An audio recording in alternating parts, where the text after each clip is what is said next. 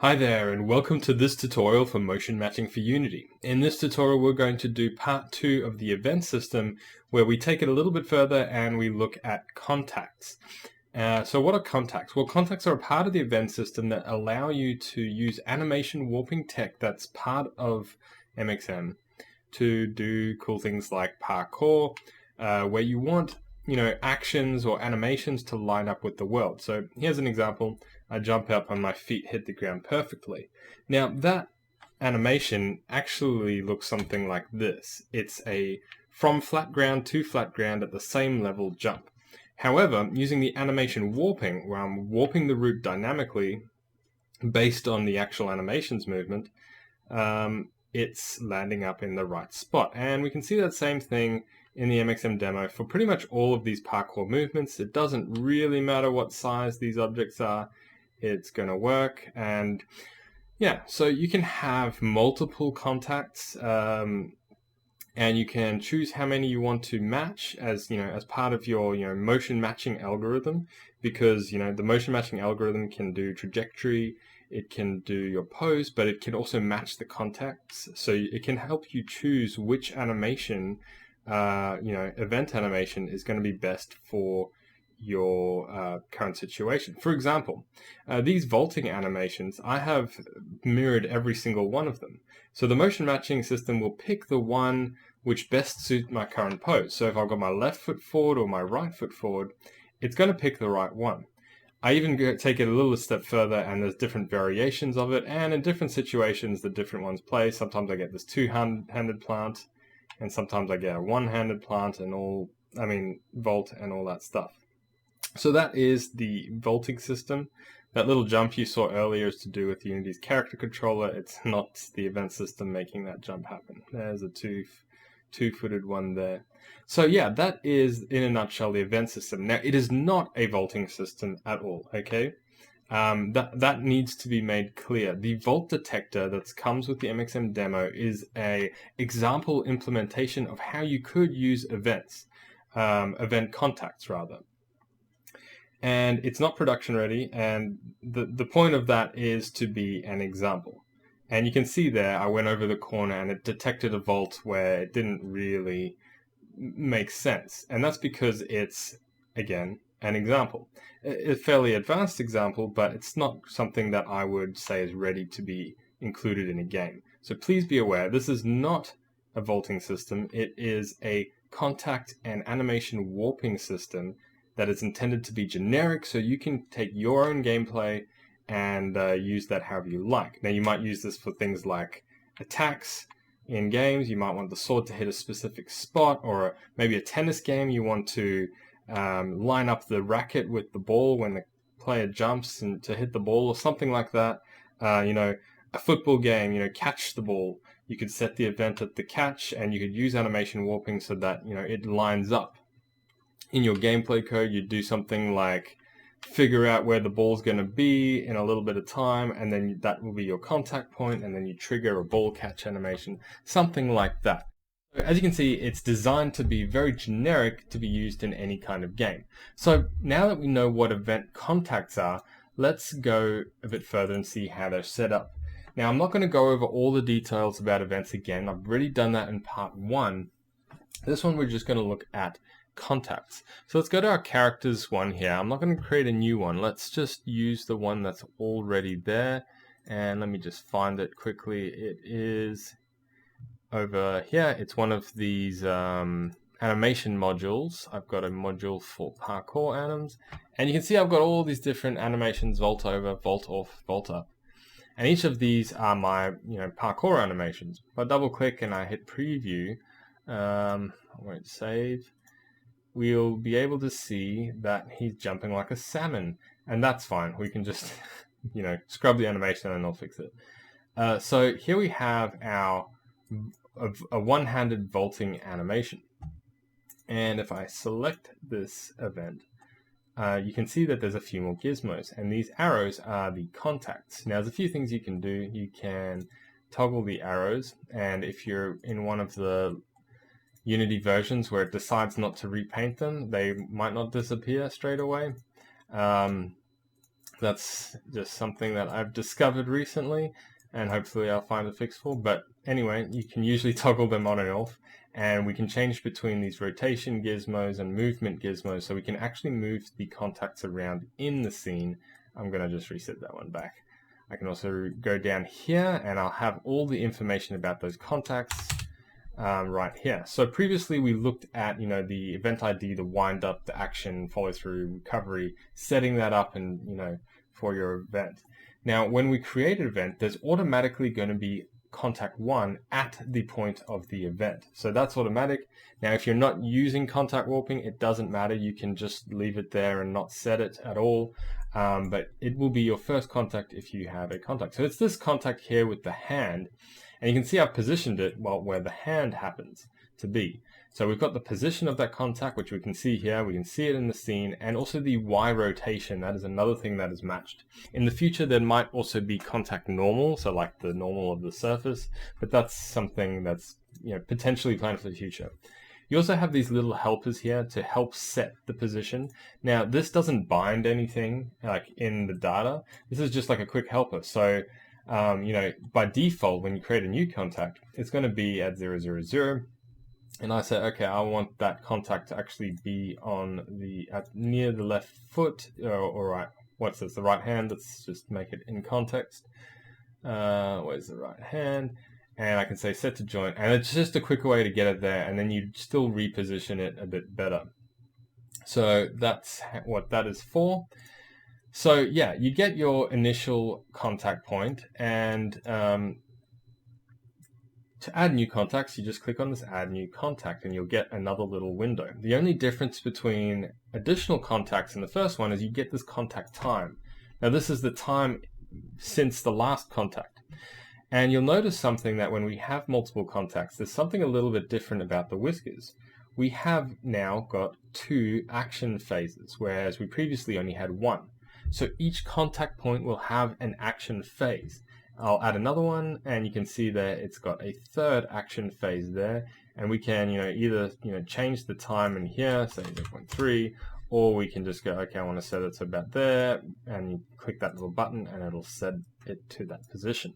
Again, I'm going to delete it. I don't need that contact point. But yeah, you can see that first contact point's under the hand and the second one is under the foot. It's really important to get these pretty precise, because any incorrection in the contact point is going to show up when you do the animation warping at runtime. So that's pretty much how you set it up. There's nothing particularly special here.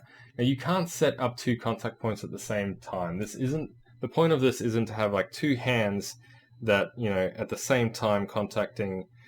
It's not an IK system, okay?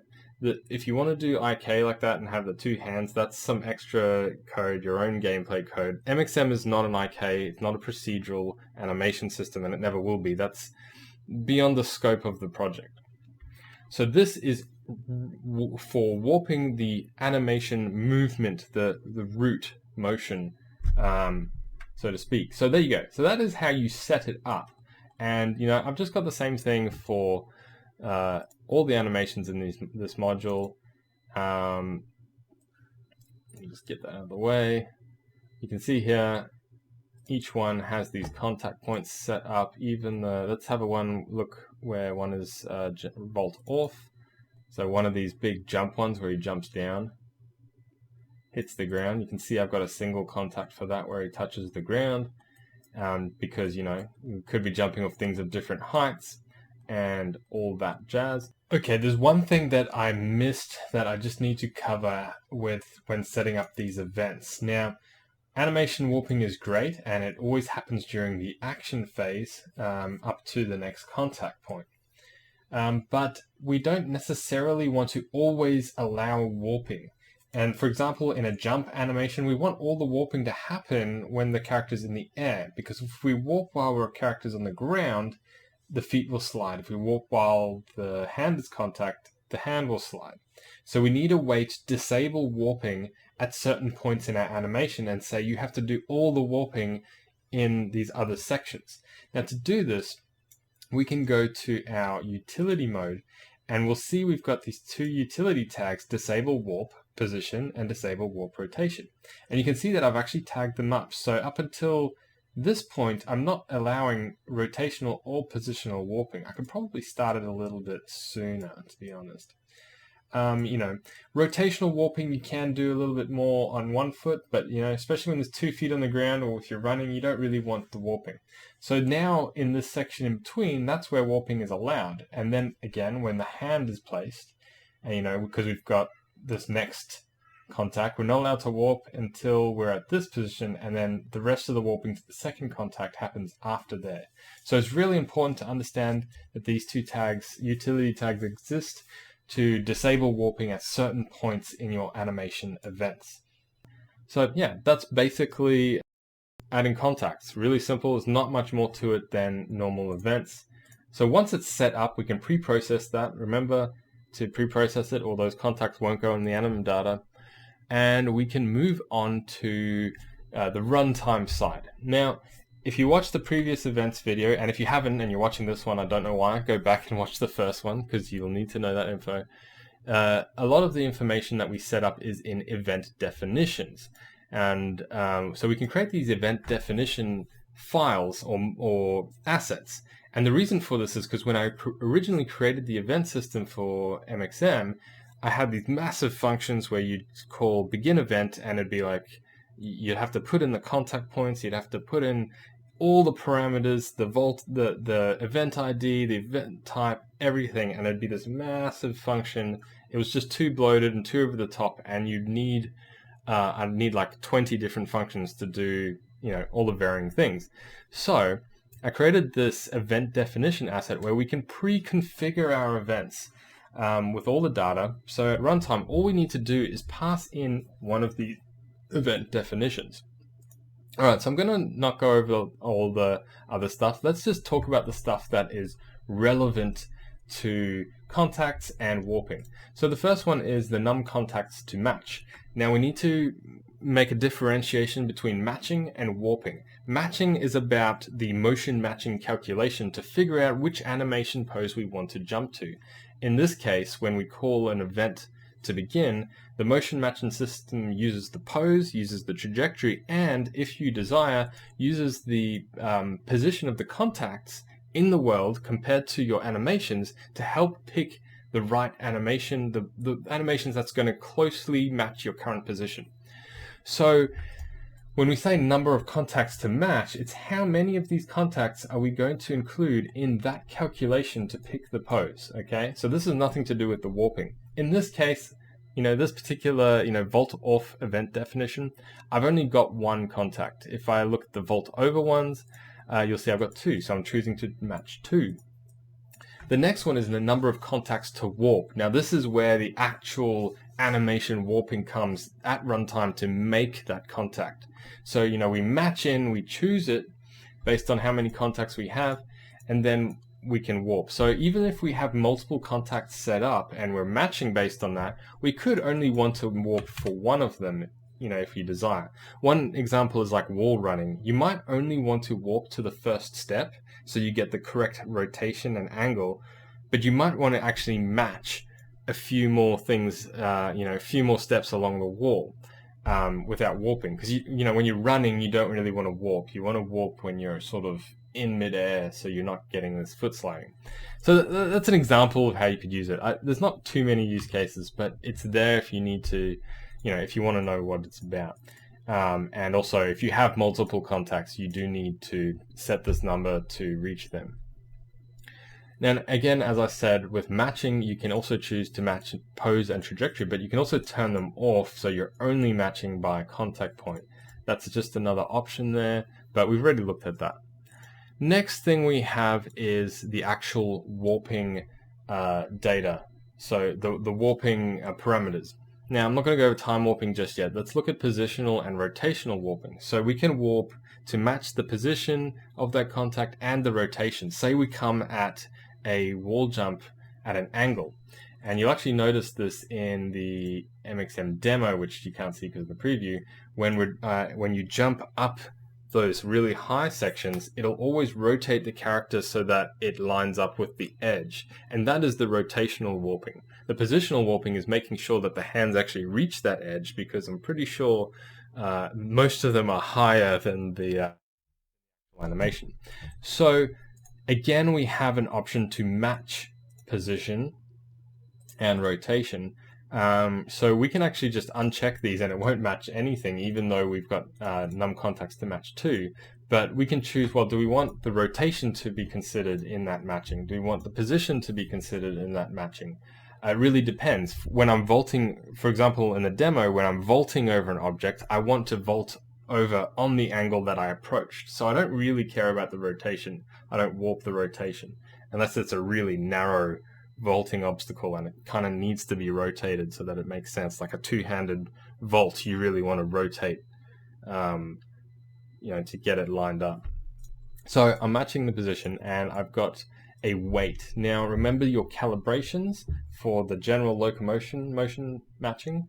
Well, this is a calibration for this event. How important is the position of the contact in that motion matching calculation when we decide to choose the pose? So if you set this to 0, it's not going to contribute very much. You set it to something like 10, that's fine. Remember that rotation is, degrees, so it's more sensitive. So, you'd put it much lower, something like 1 or even 0.1.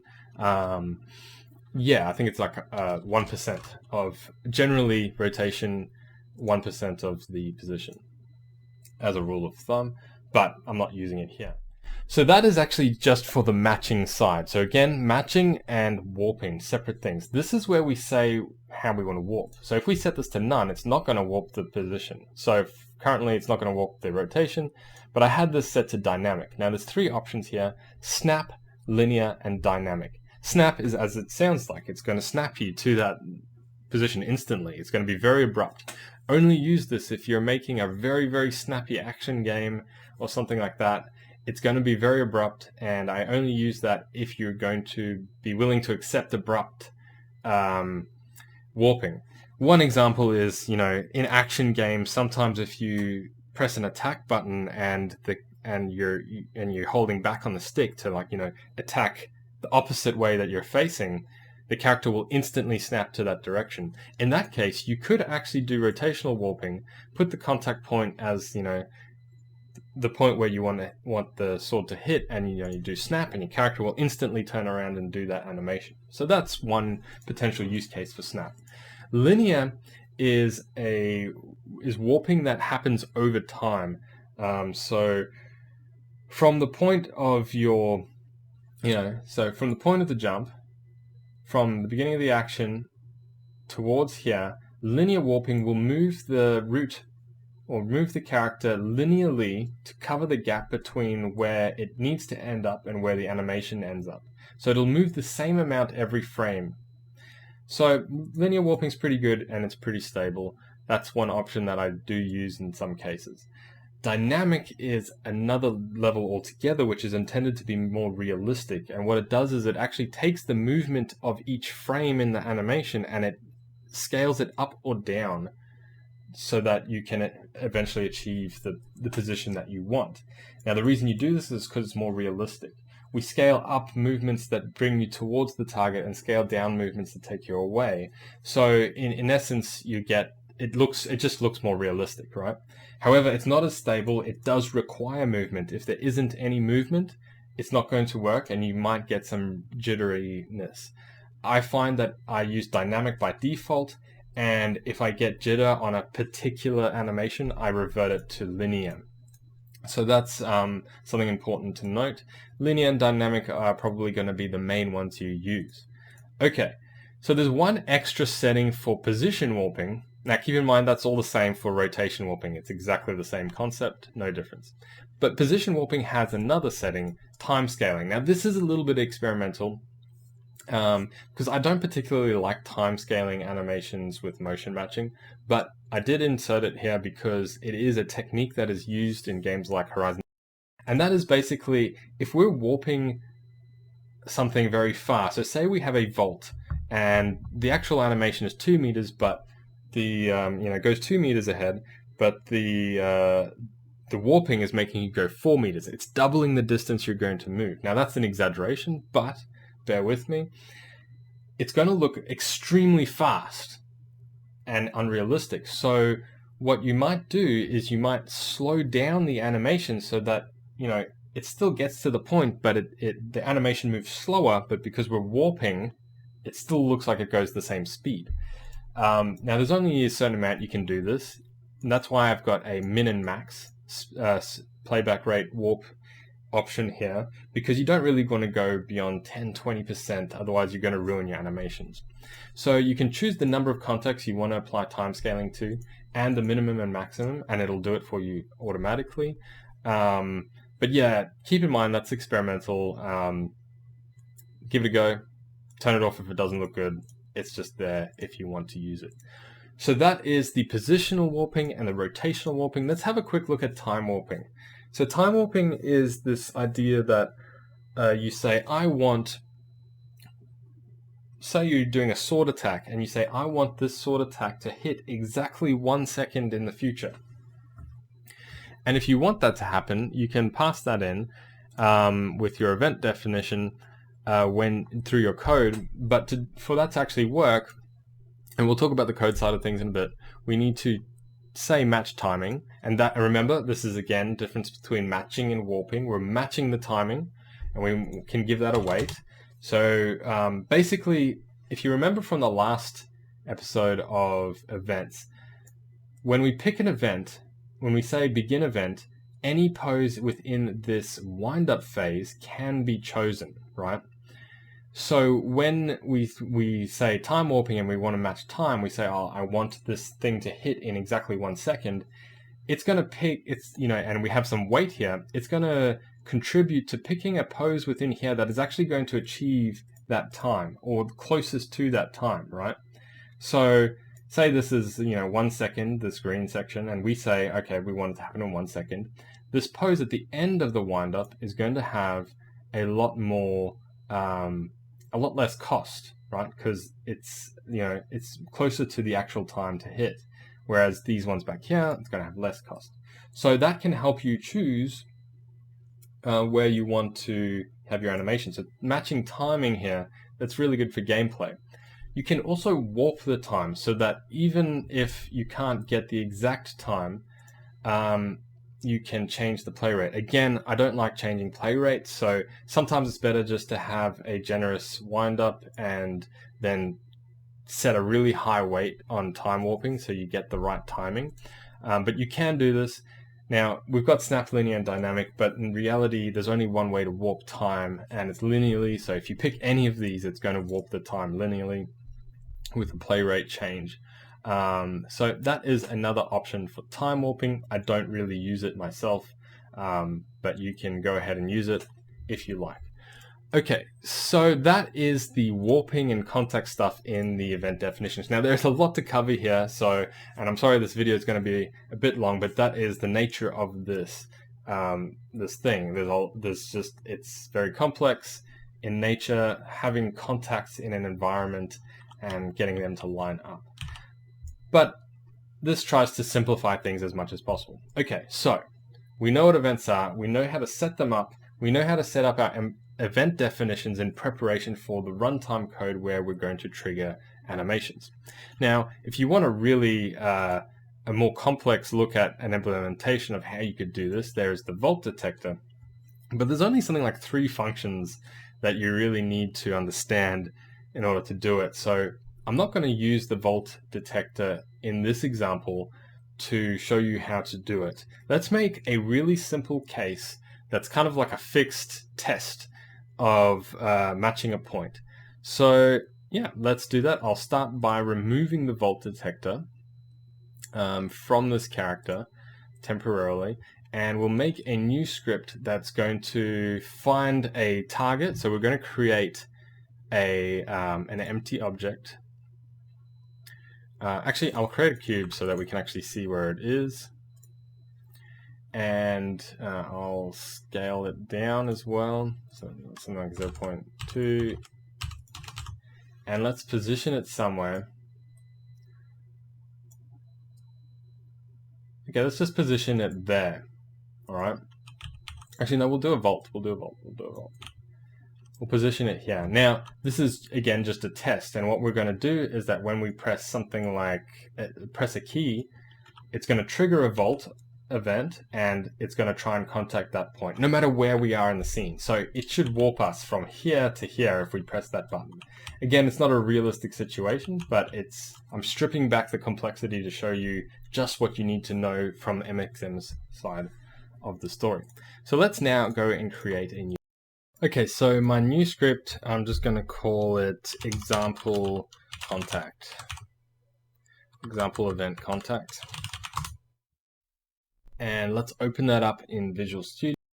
Okay, so let's keep things very simple. First thing we're going to need is the transform of that object that we did. That's like the contact that we're going to match. So contact 1, I'll just call this contact 1. Contact A will do. And the next thing we're going to need is, well, we're obviously going to need our MXM animator. So we'll need the namespace for MXM, using MXM. All right, we'll get that component. All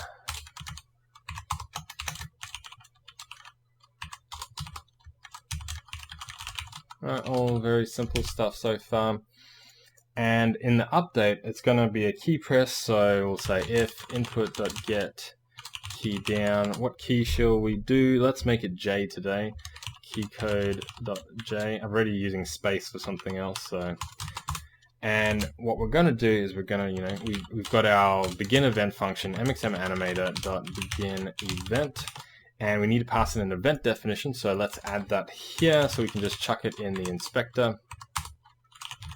Private event MXM event definition m vault over event event def, and we'll just pass that in. Now remember, because we've got all that data in that event definition, we just have a very simple function here.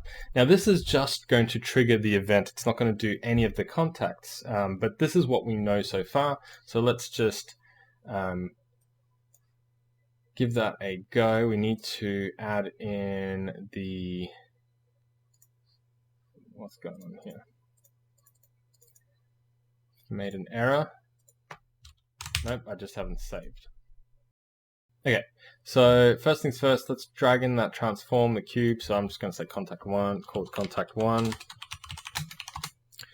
And I'll go back to my robot car and we'll drag in contact 1. Now I've already made an event definition for this, so let's find that. I'll just use over one of my vault over long ones. That's the event definition we're going to use. And so now when I hit J, it should play the event, but I haven't set up the contacts, so yeah, it's just going to do the event. So now that we know that it's triggering the actual event, let's go ahead and go a little bit further and actually make those contacts work for us. Okay, so the first thing you need to do is you need to insert event contacts into the event definition before we pass it. Now, so we get vault over event definition, and before we actually add them, we need to clear contacts, because you might be reusing this asset and you might be adding contacts to it previously. So you actually need to clear the contacts first just to make sure that it's clear. Don't worry about using this in succession, because MXM Animator will copy the contact information. So if you literally go and clear the contacts immediately after, the event isn't going to suddenly stop working. It'll still run as expected. So we first need to clear the contacts. So that's a new function. And then we need to add contact. So we can add contacts. Why is it not coming up with IntelliSense? Add event contact, that's why. So there's different ways you can do it. You can add it by a transform, a list of transforms, an array of transforms. If you want to add just a single contact, you can just not have the plural, and we can an event contact struct. So event contact, my contact, as an example, and I'll just show you what it looks like. It's very simple. It has a vector3 for the position and the Y rotation of that contact. Now that Y rotation is the rotation that the character needs to be at that contact point. So you could create this, and you could go equals new event contact, give it a position and a rotation and pass that in. You could, or alternatively, which I usually do, is you could pass in the transform. So in this case, we have a transform. So let's just pass the transform in there. But there's other options. We can just specify the position and rotation as a vector3 and a float, or a vector3 and a quaternion. So you've got all those options to add contacts. In this case, we've already got a transform. Let's just add the transform there. So we clear the contacts, we add the contact or multiple contacts. If we want to add them consecutively without having a list or an array and using the plural of add event contacts, we can literally just call this multiple times, add contact A, add contact B, and we'll do that in a sec. So let's give that a try now and see if we can vault across the entire screen. Okay, so now we are in the game. Let's press the key and see if it works. So there's definitely something going on here, and it did move the character further than it should go, but there's a few things wrong. One, the collision still occurs when we're vaulting, which isn't great, because we're going to collide with everything on the way, and that's going to fight with the warping. So the warping is actually working right now, but there's two things fighting it. One is the collision of the character controller, and the other is the gravity that's being imposed by another component. You can see that's why it gets pushed down into the ground. So as far as the event system goes, we're actually finished, but we need to fix these other issues. For now, just for example, I'm just going to turn the character controller off and turn the root motion just to on, so we can see it working more or less. Yeah, he pretty much gets the point there. Of course, we're in the air, stuck in the air. Let's actually add in the second contact point. You can see I added in a second contact point there, over there. And let's add that to our script. Not that one, this one. So I'll add another contact point, and let's just call it B. And I'll just copy this add contact. Now I've actually changed something here because I cut the video. Instead of adding in the transform, I added in the position from the contact A and then the rotation of my character, because I want to vault over in the direction that I'm already going. I don't want that to change. That's all I've changed there. So I'll copy and paste that, and I'll just make this contact. Got two contact points, the hand and then the foot. So that's first things first. Let's get that working. Still not working, and that is because I haven't saved the script, and I probably didn't add the contact in either. Silly me. So I saved the script, and now I can add in the second contact point, which I put here. So I should, put my hands there and then land there. Okay, so I will quickly turn the character controller off and the root motion just on, and let's go over there and see if we warp. Let's do it from here. It pretty much got there. It was obviously a very, very exaggerated warp, and keep in mind we're using dynamic warping, so it's not going to be quite exact because we don't have that sideways movement. But you can see, even though I'm doing it backwards, it's trying to warp backwards to that point. So you can see the animation system, warping system in work here. Now, you never use it in a fixed sense like this, unless maybe you tagged up your world with like jump points, like Assassin's Creed or something. But that is basically the gist of it. So how did I get it to dynamically with the Vault Detector to turn the character control off and turn off the gravity at runtime without doing it manually like this? Well, I'm not going to actually do it for this example, but we're just going to have a look at the Vault Detector script itself. And we're also going to have a look at user tags. There is another tutorial for user tags, so I'm just going to show you quickly. I'm not going to explain every single little detail. Please go and watch that, because as far as the events contacts goes, I'm finished. So let's go to our pre-processed data. And this is where we can add in information. Oh, sorry, we need to go to the module. So the Parkour, let's go to our Vault. And if I go down here, we can see there's these user tags. And you can see I've created 2 custom user tags, disable gravity and disable collision, and I've tagged the sections where I want to disable those things. And it's kind of important that you re-enable collision before you hit the ground again. Otherwise, it'll re-enable it and then it'll shoot you up into the air because it's like intersecting a lot. But you get the idea. You tag them up, and then if we have a look at the Vault detector, let's have a look at that script. Near the beginning of the update, we check those things and we apply them. So here we go. So I've got handle current vault. So this is if the vaulting system is telling me I've already am vaulting. So if we're handling the current vault, what it does is it checks the user tag.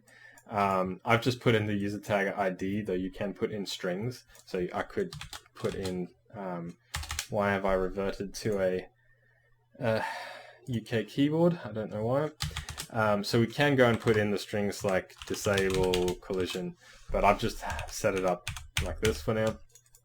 So we created the tag, and if the tag's there, we disable the gravity and we disable the collision. So that is how that is done at runtime. Please go and watch the tutorial on user tags to get a full detailed explanation of how user tags work.